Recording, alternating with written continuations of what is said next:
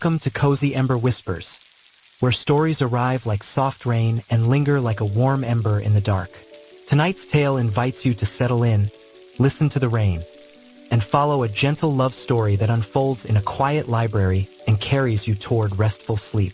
Close your eyes, breathe deeply, and let this cozy narrative drift over you like a blanket. He lay awake long after the clock had surrendered to the small hours, long after the soft hum of the city had dissolved into a quiet that belonged to the rain. The night outside his window was a study in gray, clouds thick as wool, rain falling in steady, unhurried sheets that drew silver lines down the pane. The street lamp across the road cast a pool of honeyed light onto the wet asphalt, and each raindrop seemed to briefly catch that warmth before losing itself in the growing puddle. Somewhere, the muted rumble of a passing car broke the rhythm of the storm. Somewhere else, a wind chime sang a note or two before the breeze moved on. Inside, the air was heavy with the scent of paper and dust and something sweet, vanilla, maybe, lingering from a candle he'd burned earlier in the evening. His apartment was a small space carved out of an old building, with ceilings that still remembered when gaslight had been a novelty. The walls were lined with books in mismatched shelves, their spines softened by years of thumb and eye and heart. A sofa sat under the window, its cushions sagging slightly, as though it had listened to too many stories and had finally begun to take on their weight. He sat at a wooden table scarred with knife marks and ink stains, the kind of table that looked as though it had been used for everything except its original purpose. A teapot sat in front of him, steam curling lazily from its spout, the ceramic chipped on one side but still serviceable.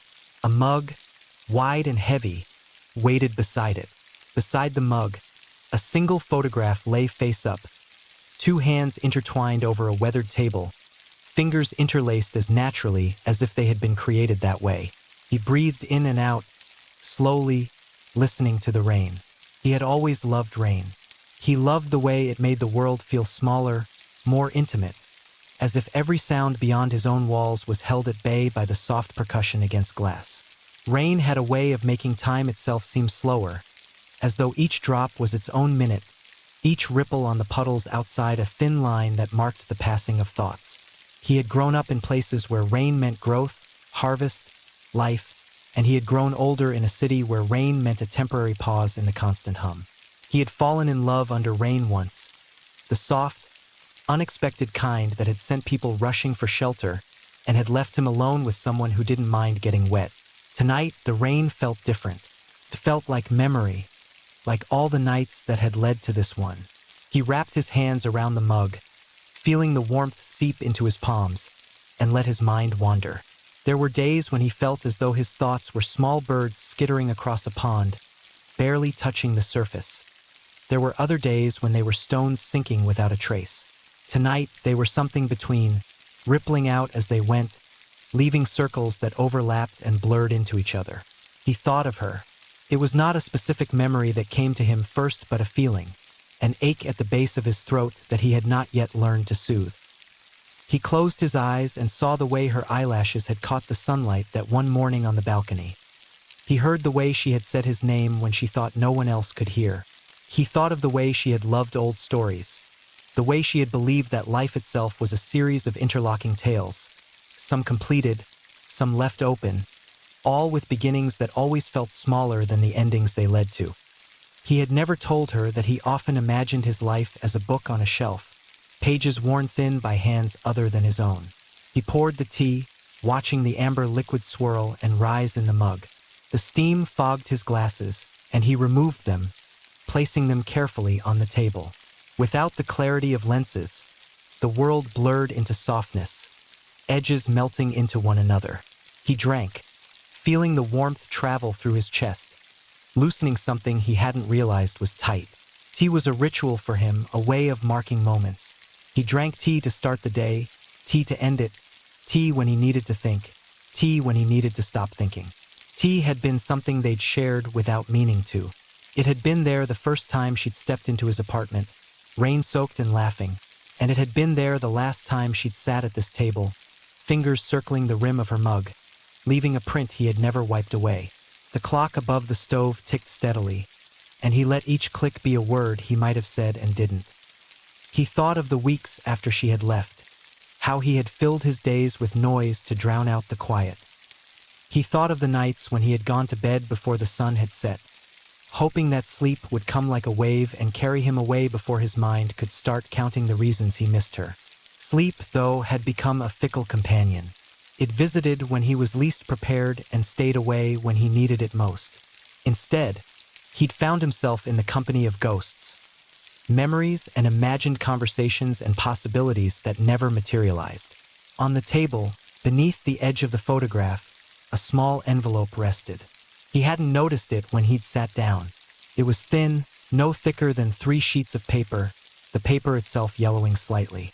His name was written on it in her handwriting, the loops of the letters gentle and sure. He reached for it, fingertips hovering above it as though it might evaporate if touched. He had found the envelope tucked between the pages of an old book earlier that evening, when he had been looking for something else entirely. A recipe, a note, distraction. He had slid the envelope into his pocket without opening it, feeling the weight of it against his thigh, a weight that might have been small in reality but felt large in meaning. He lifted the envelope now. The paper was cool, thin, smooth along its surface and rougher at the edges where time had frayed it. He turned it over, running his thumb along the seal. He could hear the rain, hear his own breathing, hear the faint drip of water into the sink. For a moment, he closed his eyes, letting the envelope rest on his palm, feeling the way the light from the street lamp flickered through the blinds and painted lines across his skin. He listened to the silence between the drops of rain and thought of the space between breaths when one waits for a word that will change everything. He opened the envelope, the flap lifted with a soft whisper, the adhesive giving way with surprising ease. Inside were 3 sheets of paper, folded neatly. He pulled them out, careful not to tear them, and unfolded them. The first held a letter. The second held a photograph. The third, a pressed flower, lavender, its color faded to a dusky purple, but its scent still faintly sweet. The letter was dated almost 2 years ago. He recognized the date. He had written it in his journal, though he hadn't known she had been writing on the same day. He read the letter. Her words spilled across the page in a steady hand, sentences curving gently, punctuated not always by commas, but by pauses she felt were necessary. She wrote of the night they had met, of the way she had thought, in the moment before their hands touched, that she could hear the rain slow just for them. She wrote of mornings spent watching light crawl across the ceiling, of afternoons spent in silence, of evenings spent arguing about whether toast was better with butter or jam. She wrote about the things she wanted to say but couldn't find the courage to when he was in front of her, about the way words sometimes became tangled in her throat and she had to let them go rather than risk them coming out wrong. She wrote about sleep and how she had always found it elusive until she had learned to listen to the stories her grandmother told her. She wrote about those stories, ones about rivers that could sing, about stars that fell just to see what grass felt like, about people who remembered to love even when they forgot to speak. As he read, he felt the edges of the room soften again, felt time stretch. The rain continued its steady cadence on the window. He sipped his tea and felt as though he were tasting each word, letting it dissolve on his tongue before swallowing. He read the letter twice, 3 times, each time noticing something new, a phrase he hadn't caught, an image he hadn't fully appreciated. He ran his finger over the pressed flower and was surprised at how sturdy it still felt, how a thing so delicate could retain its shape for so long. He looked at the photograph. It was of a field, a narrow dirt path running through its center. Tall grasses swayed to one side, bending as though something had just passed by, and the sky above was a pale, washed-out blue. In the distance, 2 figures stood. They were small, almost lost in the expanse, but he knew the shape of their shoulders, the tilt of their heads. The way they leaned toward each other was familiar.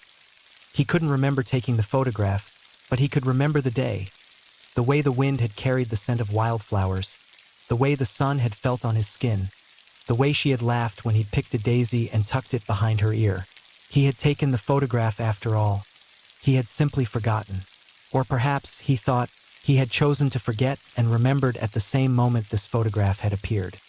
He set the photograph beside the mug and folded the letter carefully, placing it on top of the envelope. He placed the pressed lavender on top of the letter, weighing it down with the mug so it wouldn't curl. He leaned back in his chair, the wood creaking under his weight, and closed his eyes. He could feel the letter and the photograph on the table, their presence as real as if they were hands on his shoulder, guiding him. He could hear the rain, still steady, still relentless. He breathed in, breathed out. Memories were like water, he thought. They could be still and clear, reflecting everything with perfect clarity, or they could be turbulent, muddy, obscuring more than they revealed. They could erode slowly, shaping the landscape of who you were, or they could flood, sweeping you away, leaving you to cling to whatever you could find. Tonight, his memories felt like a river in the dark. He couldn't see far ahead, but he could hear it, feel it, know that it was carrying him somewhere. He stood, stretching his arms above his head, feeling the pull of muscles that had been still for too long. He crossed the small living room and stood in front of the window. He placed his palm against the glass, felt the coolness seep into his skin. Raindrops hit the pane and slid down, leaving trails that merged with others and disappeared. He traced one of them with his finger, watching as his touch smudged it, turned it into a smear of water and skin and motion. He watched the street lamp flicker and then steady. He watched his reflection, faint and wavering, framed by the rain. He thought about how many nights he had stood here and how often he had looked out and not seen anything at all because his thoughts had been turned inward, away from the world. He turned away and walked to the kitchen. He rinsed his mug in the sink, the warm water hissing as it hit the bottom. He refilled the kettle, put it back on the stove. He wanted to keep his hands busy. There was comfort in ritual. There was comfort in doing something that required just enough attention to keep the mind from wandering too far. He opened the cupboard and took down a small tin. Inside were loose tea leaves, black and fragrant. He spooned them into the teapot. He thought of her teaching him the proper way to make tea, of her laughter when he had insisted on letting the leaves float free and she had fished them out with a spoon, pretending to fish in a tiny pond. As the kettle boiled, he returned to the table. He picked up the letter again and ran his finger under a line. Some nights, when sleep refuses to come, I tell myself a story, not a new one, but the same one over and over. It is a story of a quiet room, a gentle rain, and a person who believes that love can be found in the spaces between words. He read the line again, and this time he closed his eyes as he did. He felt the rain, he heard the quiet, and he understood that the person she wrote about was not just a character, not just someone imagined. It was him. Or perhaps it had been him, or perhaps it could be him again. The kettle whistled. He poured the water over the tea leaves and watched them unfurl, like small creatures waking. He set the pot down and watched the steam curl upward, rising, dissipating, disappearing. He thought of how similar steam and memory were, both visible only for a moment, both real only in the way they made him feel. He thought of how the steam from their cups had mingled with the steam of their breath the night they had shared their first secrets, sitting on this very sofa, knees touching, the rain outside drowning out the hum of the world. He carried the pot back to the table, set it down, poured himself another cup. He picked up the letter once more. At the bottom of the second page, there was a line he hadn't noticed before, perhaps because his eyes had skimmed it without truly seeing. "If you find this when you are tired," she had written, read it slowly. "Then, when you are ready, open the packet beneath the loose board in the bedroom floor. There is something there I meant to share with you before I left, something that always helped me sleep. If you are reading this, I trust you need it now." He looked up. The bedroom door, slightly ajar, was a dark rectangle leading into a space he had not visited since she'd gone. He had slept on the sofa, in the living room, refusing to let his body sink into the mattress they had shared, as though the bed itself might betray him. He stood, the letter still in his hand. He placed it carefully on the table once more, smoothed it down with his palm. He could feel his pulse fluttering lightly at the base of his throat, feel the way the room seemed to hold its breath. He walked to the bedroom. The door creaked softly as he pushed it open. The room smelled of old books and lavender, the scent faint but persistent, as though it had decided this was its home and it would not be moved. The bed was made, the covers tucked tight. The pillowcases were smooth, untouched. The lamp on the bedside table was off. He crossed the room, his steps measured. The floorboards creaked in familiar places, sang in others. He knelt near the foot of the bed and pressed his fingers against the boards. He pressed lightly, then harder. One board gave way slightly under his touch. He slid his fingers underneath and lifted. The board lifted with a soft groan, revealing a small, shallow space beneath. Inside was a small cloth pouch tied with twine. He lifted it out, the pouch light in his hands. The cloth was worn, the color faded. He sat back on his heels and untied the twine, his fingers suddenly clumsy. Inside the pouch was a cassette tape, its plastic case scuffed but intact, and a note. The note simply said, "Play this when you can't sleep. Trust that I will keep you company." Her handwriting sloped gently across the paper. He turned the cassette over in his hands. On the label, written in ink that had smudged slightly, were the words, "Sleep Story." He smiled despite the tightness in his chest. He had never known she kept such a thing. He had never known she had hidden it away like this, saving it for a time when he would need it most. He stood, cassette in hand. In the living room, against one wall, sat an old tape recorder. Black plastic, a handle across its top, buttons worn shiny from use. He had found it years ago in a thrift store, thinking it might be fun to play old tapes he had found at yard sales. He hadn't used it in months. He ran his fingers over the buttons, pressing eject, watching as the tape door popped open.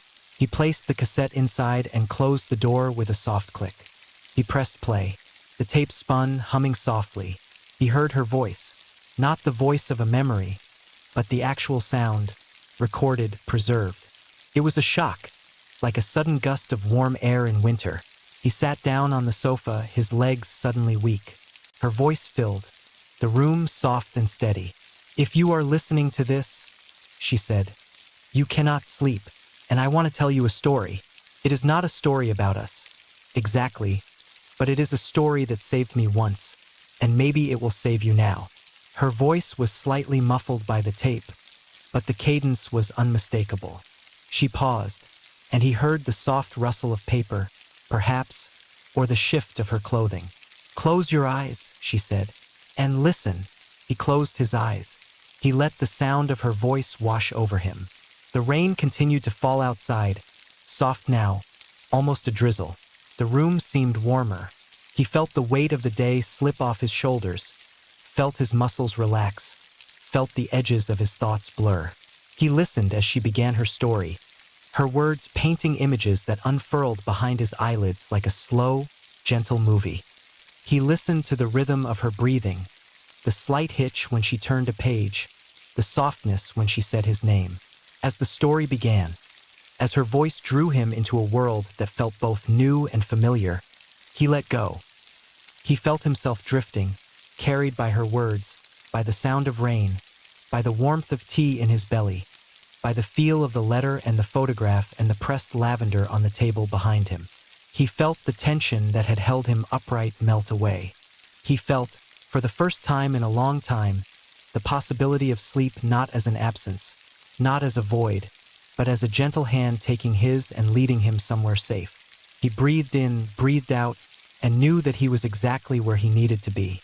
She began softly, her voice a gentle thread weaving itself into the fabric of the night. "Once, not so very long ago, in a town that always smelled faintly of rain and paper," she said, "there was a library that never closed. The library sat at the top of a hill, its brick walls warmed by decades of sun, its windows tall and arched, its door heavy with iron hinges that sighed when opened. It was an old building, built when people believed that knowledge was sacred and that silence was a kind of reverence. The steps leading up to it were worn smooth by the feet of generations, and ivy climbed the walls as if it wished to read over the shoulders of those inside. There were 2 wooden benches on either side of the entrance, and on some afternoons, when the weather was kind, people sat there with books open on their laps, pages fluttering like the wings of slow birds. Inside, the air was cool, even in summer, and always carried the smell of old paper and polished wood. Row upon row of shelves stretched toward the high ceiling, each shelf lined with spines of books that had known more hands than some people knew friends. The light that filtered through the tall windows fell in long, soft beams, dust motes dancing in the shafts like tiny fireflies. The silence was not absolute. It was punctuated by the occasional whisper, the soft shuffle of feet on thick carpet, the delicate click of a page being turned, the faint sound of the clock in the corner marking time with a steady, reassuring tick. The walls were painted the pale green of rain-washed leaves, and the lamps on the tables cast halos of warm gold onto the polished wood. It was here, in this library, on a Tuesday afternoon when the rain had been falling steadily since dawn, that he first saw her. He had come in out of the gray morning, shaking the water from his hat, unbuttoning his damp coat, and inhaling the dry, comforting air. He had been searching for a book he could not quite remember the title of, only that it had been about a love letter never sent, and about the person who had waited a lifetime to receive it. The memory of the story had pressed itself against his mind all morning, and he had decided that perhaps the only way to quiet it was to find the book and read it again. He knew its place was somewhere on the second floor, along the far wall where the shelves held stories of love and loss, hope and longing. The second floor was quieter than the first, the hum of voices even softer, the light even gentler. He walked slowly, running his fingers lightly along the spines as he passed, the bumps and ridges of titles and authors like a braille he had never learned to read. He turned down the narrow aisle where he thought the book might be, and there she was. She was standing halfway down the aisle, her back to him, a book held open in her hands. Her hair fell forward, hiding her face. She wore a light sweater in a shade of blue that reminded him of the sky just after rain, and her jeans were cuffed at the ankles, revealing gray socks and worn leather shoes. On the floor beside her lay a canvas tote bag with a pressed flower embroidered on its side. She stood as though she were listening, not to him or to any sound, but to the words on the page. There was a stillness about her, a quiet that matched the quiet of the place. He could see the way her fingers rested lightly on the edges of the pages, ready to turn, ready to hold. He stopped.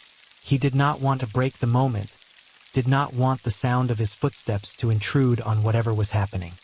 He waited, watching as she turned a page, as her head tilted slightly, as though weighing a sentence, tasting its meaning. He felt the urge to speak, to ask her the time, to ask her if she had seen the book he was searching for, to simply say hello. But he remained still, caught between the desire to step forward and the fear that anything he said would be the wrong thing. Eventually, she closed the book with a soft thud and looked up. Her eyes were green, not bright like emerald, but soft, like moss and shadow. She smiled, a small, polite smile, the kind one gives to a stranger in a quiet place. "Looking for something?" she whispered, her voice low so as not to disturb the peace. He cleared his throat, suddenly aware of how loud even that small sound was. "Yes," he whispered back. "A book. I can't remember the title. It was about a letter." "A letter," she repeated, as though testing the feel of the word. She placed the book she held back onto the shelf, sliding it carefully into place. "A love letter?" she asked. He nodded. Her smile deepened a little, and she reached for a book 2 shelves down. "This one?" she suggested, pulling out a thin volume bound in dark green cloth. He took it from her, feeling the weight of it in his hands, feeling his fingertips brush hers. The title, embossed in faded gold, read The Lost Word. He laughed silently, shaking his head. "That's not it, but thank you," he said. "The one I'm thinking of is older. It had a pressed flower inside." "Oh," she said softly, and he saw a flicker of something pass through her eyes. Recognition, perhaps, or memory. "I know the one." She moved further down the aisle and reached up toward the top shelf. Her fingers, long and graceful, skimmed the spines until they stopped. She pulled out a book that seemed to have been waiting for her. The cover was a deep burgundy, the title unreadable from years of fingers touching it. She handed it to him. "This," she said, "letters unsent." He took it, The cover was soft, the cloth worn, the edges frayed. He opened it. The pages were thin, almost translucent. Between pages 78 and 79, pressed flat and delicate, was a small blue flower, its petals perfectly intact despite the weight of the years. He felt a small shock of recognition, not of the story, but of the presence of the flower, of the way it had once been placed there by someone's hand, perhaps decades ago, perhaps with a sigh, perhaps with a hope. He smiled. "Yes," he said, "this is the one." Her eyes met his and she nodded. "It's been here for as long as I've been coming," she said. "The flower has always been there. I've often wondered who placed it there, and why." Her voice carried the softness of the library and something else, a note of curiosity that made him want to tell her everything he knew about flowers and letters and the way things are left behind for others to find. He wanted to ask her if she had come here often. He wanted to ask her what she was reading before he had arrived. He wanted to ask her if she lived nearby, if she came to the library when it rained, if she liked tea more than coffee. Instead, he said, "Thank you. You're welcome," she replied. Her hand hovered over the shelf, uncertain, before she picked up the book she had been reading earlier. "It's strange," she continued, her voice so low he had to lean slightly to hear. "I've been meaning to check this one out, but somehow I always end up putting it back." She held up the book. The spine read, "Places Lost and Found." He nodded, though he didn't know what to say to that. There was something about her, a quiet that matched his own, an attentiveness that made him think of the way the rain waited between drops. He opened Letters Unsent and turned to the first page. "Maybe," he said, "we could read together." She looked at him, her eyes widening slightly, surprise flickering across her face like light. Then she smiled, not the polite smile of before, but a real one, soft and luminous. "Together?" she repeated. He nodded. "I don't know how it ends," he confessed, "or even how it begins. I found it once, years ago, read a few pages and never finished it. It was one of those afternoons when time seemed longer than usual. I always promised myself I'd come back, but I didn't." He held up the book. "Maybe today is the day." She tilted her head, considering. "I've never read it at all," she admitted. "It's strange. I've touched it, I've looked at the flower, but I've never opened it. It felt like it belonged to someone else. Perhaps it belongs to both of us now," he said. He surprised himself with how easily the words came. He had never invited a stranger to sit and read with him. He had never been the one to offer this kind of intimacy. But there was something about the moment that made it feel not bold but natural, not strange but inevitable. She glanced down the aisle, as though checking to see if anyone would object. The aisle was empty. The only sounds were the rain and the distant, soft rustle of pages. She nodded. "I would like that," she whispered. "Very much." There was a table near the window at the end of the aisle, a small square of polished wood with 2 chairs. They sat. The rain tapped against the glass, a steady, soothing rhythm. He opened the book carefully, cradling the binding in his hand so as not to crack the spine. He held it so they could both see.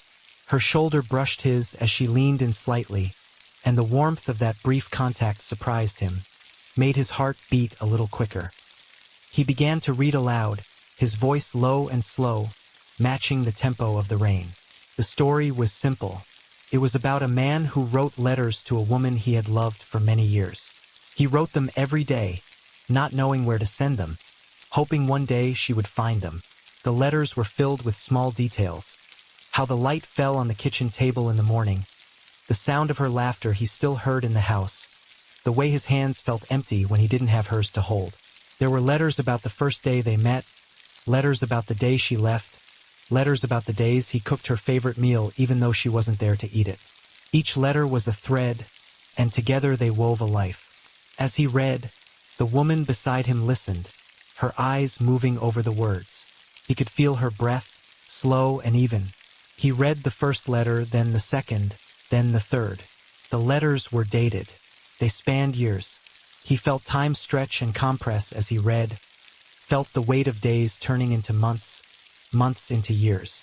He heard the rain, steady, but in the background now, as though the rain itself were listening. He felt the warmth of her beside him, felt the slight movement as she turned to look at him when something in the letter moved her, heard the soft intake of breath when a sentence hit her with its truth. They read for a long time, hours perhaps. He lost track. The library around them seemed to shrink to just their table, the book, the rain. At times, when the letters became more personal, he felt as though he were trespassing on someone else's intimate space. But then he would glance at her and see her eyes glisten, see her lips pressed together, and he would feel that perhaps this intimacy was exactly what they had both been searching for. When they reached the letter where the man wrote that he had pressed a flower between the pages of the book he had sent but never delivered, they both paused. He looked at the pressed flower between pages 78 and 79, the petals delicate and translucent. He thought of the hand that had placed it there, of the hope contained in such a small gesture. He thought of how long it had waited, patiently, quietly, for someone to find it. He looked at her. She was looking at the flower too, her fingers hovering above it, as though she wished to touch but did not dare. "It's been waiting for us," he whispered. She nodded. "It's strange, isn't it?" she replied. "To think that someone did this, so long ago, and now here we are, holding it, listening to their story, feeling what they felt." She smiled, a small, tender smile. Maybe that's what stories do. They wait. They wait for the right people to hear them. He thought about that. He thought about how long he had waited to come back to this book. He thought about how, if she had not been in the aisle, if she had not known where the book was, if he had not asked, he might have walked past it again. He thought about the way small decisions led to moments like this, moments that felt both inevitable and miraculous. He felt a warmth in his chest that was not tea and not memory but something else, something that made him believe in quiet miracles. They read until his voice grew hoarse, until the light coming through the window softened from the gray of rain to the blue of evening. Eventually, the letters ended. The last one was dated 10 years after the first. It was shorter than the others. "I have written to you every day," it read, "and I do not know if you will ever read these. I do not know if you will ever hear my words, but I write because it keeps you with me. I write because the act of writing is the act of loving. If you find these, know that I loved you. If you do not, know that I loved you still." He closed the book gently. He did not look at her right away. He was afraid of what he might see. Tears, maybe, or a smile, or nothing at all. He stared at the cover, at the faded gold of the title. He placed his hand on it, feeling the slight indent of the letters. He breathed in and out. The rain had stopped. The silence of the library was deeper now, thicker, as though everyone else had left and only they remained. He turned to her. Her eyes were closed. There were tear tracks on her cheeks, shining in the soft light. Her lips were slightly upturned, a smile that was not about happiness or sadness, but about something in between, something that held both. She opened her eyes slowly and met his gaze. For a moment, they simply looked at each other. Words were unnecessary. There was nothing to say that the book had not already said. "Thank you," she whispered, her voice a breath. He nodded. He felt his throat tighten. "Thank you," he whispered back. They sat in silence for a while, letting the story settle into them. He looked around the library. The light had faded enough that the lamps on the tables glowed more brightly, casting circles of warmth onto the wood. The shelves looked darker, deeper. The aisles seemed longer. He could still hear the clock ticking. He could still smell the paper, the dust, the polish. He could still feel the pressed flower between the pages. He could still feel her presence beside him. He stood finally, stretching his legs, feeling the stiffness in his knees. He offered her his hand. She took it. Her fingers were cool, then warmed in his. They walked together down the aisle, the book cradled in his other hand. They stopped at the desk to check it out. The librarian smiled, stamped the card, slid it into the pocket in the back cover. He tucked the book under his arm. They walked down the stairs, out the heavy door. The air outside was cool and damp. The town lights were on, shimmering in the puddles on the street. They stood on the steps for a moment. He looked up. The clouds had begun to break, strips of pale blue showing through. The rain had left a scent of earth and clean air. He turned to her. He thought of the letters, of the love that had lasted despite silence, despite distance. He thought of the pressed flower, waiting. He thought of the book, held now under his arm, warm from their hands. He thought of the story they had shared, of the quiet they had shared, of the rain that had listened with them. "Would you like—" he began, then hesitated, uncertain. She tilted her head slightly, waiting. "Would you like—" he tried again, feeling his heart beat in his throat. "To go for tea?" She smiled. "I would love that," she replied. They walked down the steps together, their hands brushing. The town was quiet. The streetlights shone. The rain had left everything new. They walked slowly, as though each step was a word in a story they were writing together. He thought of the book under his arm. He thought of the way stories waited. He thought of the way letters connected people across time and distance. He thought of the way silence could be an invitation rather than an absence. He thought of the way love could be found in a library on a rainy afternoon. They turned the corner. The cafe was warm, its windows steamed. They found a table by the window where they could see the street, see the puddles glistening. They ordered tea. The waitress brought it in wide mugs, steam rising. They drank, and between sips they spoke. They spoke about the book, about the letters, about the pressed flower. They spoke about memories and questions and the way rain made the world feel smaller. They spoke about the fact that they had both come to the library that afternoon because of a story they could not forget. When the cafe closed, they stepped back into the night. The air was cooler now. Stars glinted between the clouds. They walked together toward their homes, neither in a rush, both savoring the quiet. When they reached the corner where their paths diverged, they paused. He held out the book. "You keep it," he said. She placed her hand over his, pushing it gently back toward him. "No," she said. "We'll share it. 1 week with you, 1 with me, like letters back and forth." She smiled. "And when we've read it enough times to know all the words by heart, we'll press our own flower between its pages and put it back on the shelf. Let someone else find it. Let someone else hear our story." He laughed softly, feeling his chest warm, feeling his eyes sting. "All right," he whispered. He held the book tighter. "Next week, then." "Next week," she echoed. He watched her walk away, her figure shrinking, disappearing around the corner. He stood for a long moment, the book held close, the memory of her voice, her presence, her touch, lingering like the scent of lavender. He turned and walked home, the library behind him, the street ahead. He thought of the letters. He thought of the pressed flower. He thought of the pages they had read together. He thought of the tea. He thought of her smile. He thought of next week. He walked slowly, savoring the sound of his footsteps on the damp pavement, the feel of the book under his arm, the knowledge that he would read and be read to again soon. And as he walked, under a sky that had stopped crying, under streetlights that painted circles of light on puddles, he felt a quiet peace settle over him. He felt the story they had read and the story they had begun to write blend together. He felt the rain return, just a whisper, just enough to remind him that sometimes silence itself can speak. He held the book closer. He lifted his face to the mist. He breathed in, breathed out, and felt, for the first time in a long time, that he did not need to fill the night with anything but his own steady heartbeat and the anticipation of a story shared. The tape kept humming, the little spools inside turning with a steady purpose, as if measuring out moments instead of minutes. Her voice, which had carried the library story through rain and tea and letters pressed into books, continued, but now it carried a softer cadence, the way words do when one knows they are being heard by someone half in another world. "And if you are still listening," she said, her tone a whisper but no less clear, "then perhaps the story has done what I hoped it would do. Perhaps it has reminded you that every small thing we do, reading a page, holding a flower, pressing a letter between covers, carries us closer to each other, even when we cannot see it."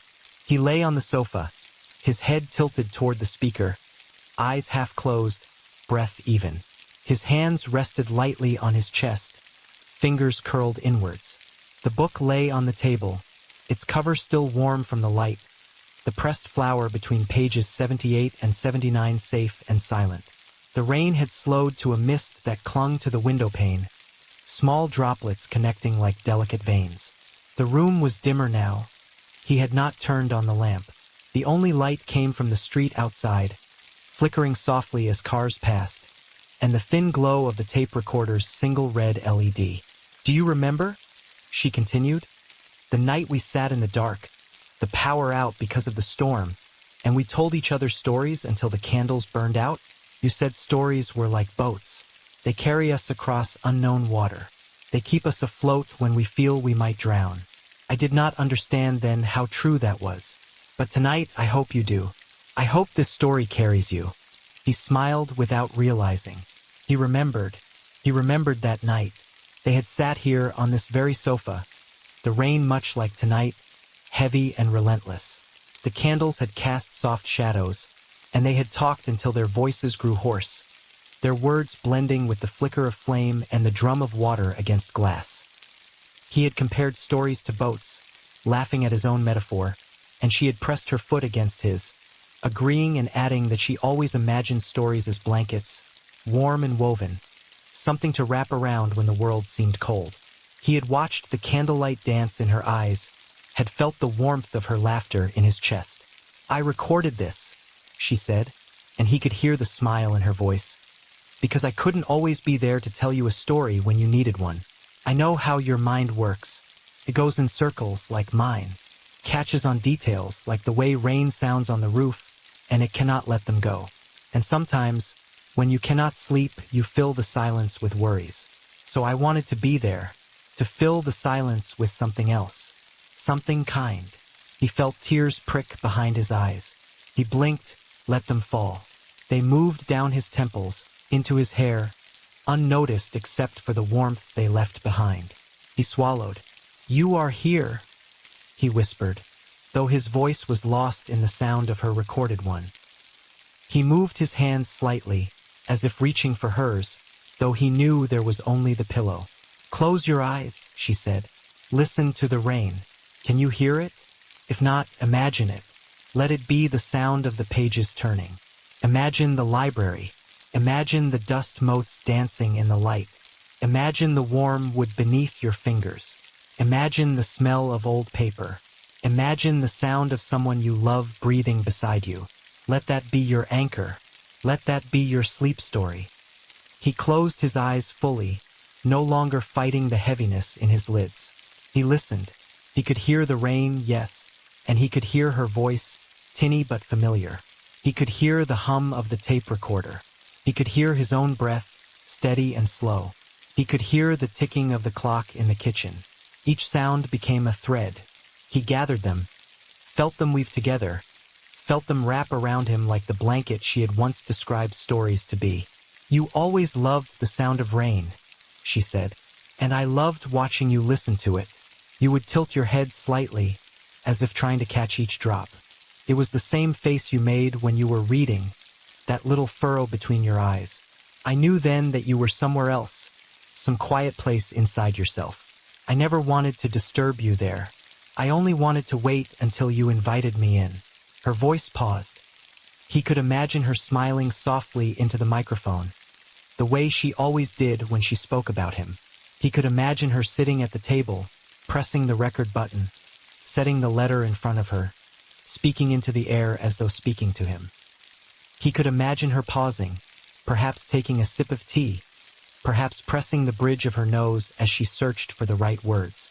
The thought made him feel as though she had just done so, as if she were sitting in the room with him. "I hope that, when you hear this, it is not because you are in pain," she continued. "But if you are, I hope my voice can be a salve. I cannot fix everything, you always said, but sometimes I can sit beside it. I can listen. I can tell a story. I can press a flower between pages and hope someone finds it. I can leave this for you to be found when you need it. I can remind you of the library on the hill, and of the two strangers who read a book together and pressed their own flower for someone else to find. I can remind you that even if we are apart, the stories we shared are not. They exist outside of time. They wait. Her voice grew softer still, as if leaning in toward him, whispering directly into his ear. If you find yourself awake tonight, alone, listening to me, know that I am there. Not in the way I used to be, with my hand on your arm, my head on your shoulder, but in the way stories live in the air. I am there in the rain against the window.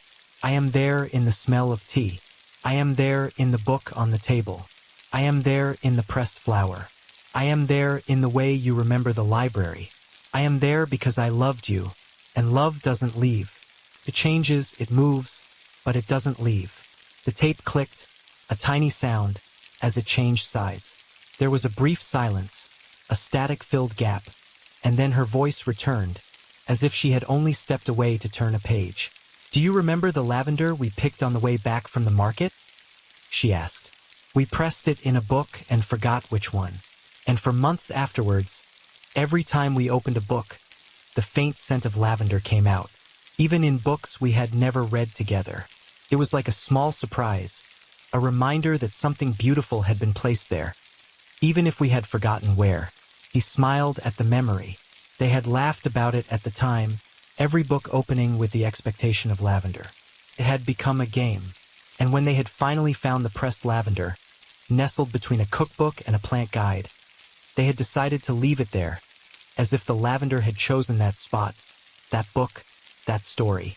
This story, she said, is like lavender. Maybe you'll listen to it once, maybe more. Maybe you'll forget it's here. Maybe you'll find it again one day, years from now, when you need it just as much as you do tonight. Maybe you'll share it with someone. That's why we place flowers between pages. Isn't it?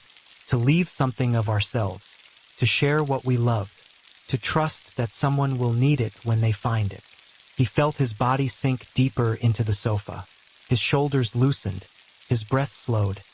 His mind, which had been a flurry of thoughts earlier in the night, felt calmed, steadied by the rhythm of her voice, the cadence of her words. The room seemed to dim further, though he knew it was only his eyes closing more fully. The weight of his eyelids felt comforting, a gentle pressure inviting him to let go. I won't keep you much longer, she whispered. Sleep is like a shy animal. If we chase it, it runs away. But if we wait quietly, if we slow our breathing, if we speak softly, it comes, curls up beside us, and we hardly notice when it arrives. It's only when we wake that we see the tracks it left behind. The dreams, the soft creases on the pillow, the sensation that the night has passed. So close your eyes, listen to the rain, hear the story one last time, feel the warmth of the tea you drank, feel my hand in yours if only in memory. Know that you are not alone.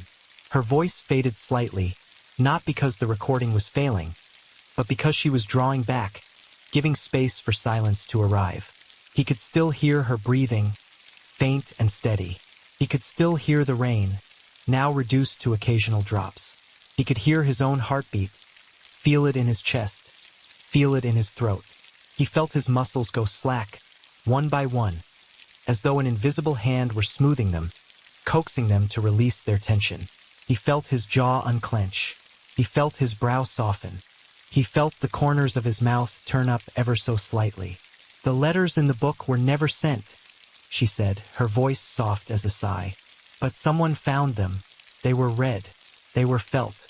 They carried love. Our stories, our letters, our flowers pressed between pages. None of it is wasted. None of it disappears.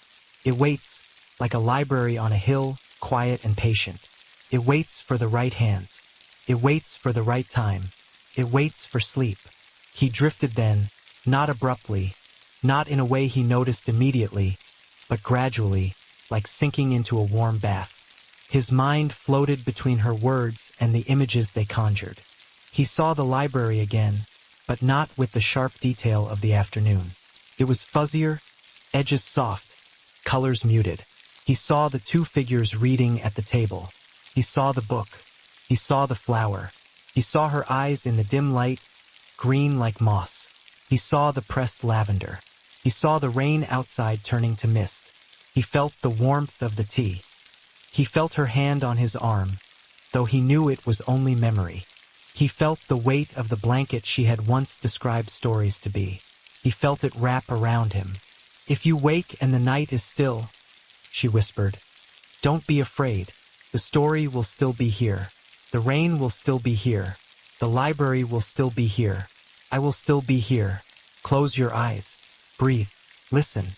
Let yourself fall back into the story. Let yourself drift. And know that I am proud of you. For every day you have lived. For every letter you have written. For every moment you have waited. I am proud. Sleep now, my love." Her voice faded. There was a soft sound, like a hand brushing paper, and then silence. The tape continued to turn, the spools still moving, but no sound came. It was as if she had opened a door, let the story out, and then stepped quietly through it, closing it gently behind her. The room was filled with quiet, but it was not empty. It was full of rain, full of memory, full of the smell of paper and tea and lavender. It was full of her voice, still echoing in his mind, wrapping itself around his heart. It was full of sleep, creeping in, soft and insistent. He did not stir. His breathing was slow, deep. His hands were relaxed. His face was calm, lined not with worry, but with the softness that comes when one lets go. The tears on his temples had dried. The light on the tape recorder still glowed red. The rain outside had stopped almost entirely, leaving only occasional drips as water found its way from leaves to earth. The city hum had returned, quiet and distant, not intrusive but present. The night moved on. The story settled. Hours later, when the tape finally reached its end and clicked off, he did not hear it. He was deep in a place where sound and silence were the same, where time stretched and folded, where rain fell inside libraries and letters were pressed between stars. He dreamed of walking up the steps of the library, of sitting at a table with someone whose face he could not see clearly but whose hand he knew by feel. He dreamed of pressing a flower between pages. He dreamed of lavender and letters and rain. He dreamed of stories waiting, of sleep returning, of a voice that was both within him and beyond him, telling him that he was loved, that he could rest, that it was all right to let go. When dawn crept in, pale and new, spreading light across the floor and warming the spine of the book on the table, he breathed in and out, deep and even. The letter lay beneath the mug, the pressed flower safe. The cassette was still. The tape's little window revealed spools at rest. The room smelled faintly of lavender. The rain had washed the world clean. There were still drops on the leaves, glistening in the early light. There were tracks on the pillow where sleep had come and gone. There were marks on the table where tears had fallen. There was a peace in the room that had not been there hours before, a sense that even without sound, the room was filled. He slept. He slept the way someone does when they have been told they are allowed to. He slept the way someone does when they know that memories can be anchors and that voices can be bridges. He slept because she had told him a story. He slept because she had left him a story to return to when he needed it. He slept because love had pressed itself between the pages of his night, waiting patiently to be found, to be read, to be felt. He slept, and the story held him, like a boat, like a blanket, like hands pressed together in the quiet of a library on a rainy afternoon. And when he woke, gently, slowly, with the light on his face and the tape recorder silent, he knew he had not been alone. He knew he had been accompanied through the night by the whisper of rain, by the hum of a voice, by the memory of a love that had not left but had simply learned a new way to stay. He knew that sleep had come to him not as an absence but as a gift. He knew that he could reach for it again, and there would be stories waiting, flowers pressed, letters written. He knew, above all, that love did not disappear. It waited, it listened, it whispered, even when his eyes were closed. He stretched, the movement slow and languid. He looked at the book on the table. He reached out and touched its spine, feeling the indent of the title. He smiled, small and true. He stood, moving quietly, not wanting to disturb the peace of the room. He made tea. He sat by the window, watching the light catch on the drops. He opened the window slightly, letting the fresh, rain-washed air in. He breathed it deeply. He looked at the letter on the table, the pressed lavender. He thought of the library on the hill, of the strangers who had pressed their flower between pages. He thought of the voice on the tape. He thought of the story that had carried him. And somewhere, perhaps in the morning light, perhaps in the spaces between sounds, perhaps in the warmth of the mug in his hands, he heard her whisper one more time, "I'm proud of you. Sleep when you need to. Wake when you're ready. Carry the story with you. Tell it when someone else cannot sleep. Press your own flower. And remember, love does not leave." He nodded, though no one could see. He drank his tea. He listened to the world waking. He felt his heart beat, slow and steady. He felt the story settle within him like a seed. He smiled again, grateful, and let the morning begin. Thank you for listening to tonight's story. If it soothed your heart and helped you relax, consider subscribing to Cozy Ember Whispers for more gentle bedtime tales. We'd love to hear how the story made you feel in the comments below. Until next time, may your nights be soft, your dreams be kind, and may you always know that love continues even in the quiet.